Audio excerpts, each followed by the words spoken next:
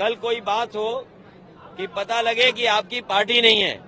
जब चुनाव घोषित हुआ है, हमारी पार्टी मैदान में है और इस बार किसी तरह की देरी हम लोग नहीं करना चाहते हैं। चुनाव की तारीख हुई, चुनाव प्रचार में और जनता के बीच में हम लोग हैं।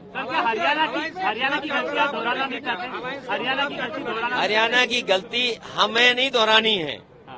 हरियाणा में जो हारे हैं उन्हें गलती नहीं दोहरानी है। और क्योंकि भारतीय जनता पार्टी बहुत ही होशियार पार्टी है, हरियाणा हारी हुई जगह पर उन्होंने सरकार बना ली। इसलिए हम लोगों को सावधान रह करके और अपने वोट को बचा के भी रखना है, क्योंकि बीजेपी के लोग जानते हैं महाराष्ट्र की सरकार अगर नहीं बनी तो दिल्ली की सरकार चली जाएगी।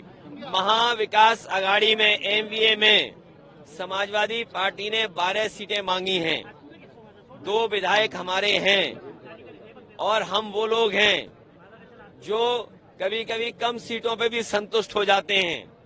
कम से कम सम्मान की तरह जिस तरीके से समाजवादी लोग यहाँ तैयारी कर रहे हैं, इरशाद हैं। कल हम लोग मालेगांव थे, क्या ऐतिहासिक कार्यक्रम था, बारिश के बाद भी लोग हटे नहीं, गए नहीं। तो ऐसे तमाम सीटें हैं जिनकी जानकारी हमने दे दी। जहां पार्टी मजबूत है उनकी सीटें भी हमने घोषित कर दी।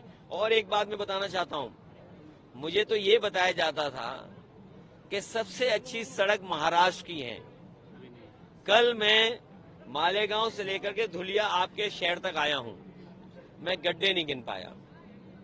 ये टोल इसीलिए लेते हैं, लगता गड्ढा भरने के लिए, लेकिन उस टोल से गड्ढा नहीं भरा जाता।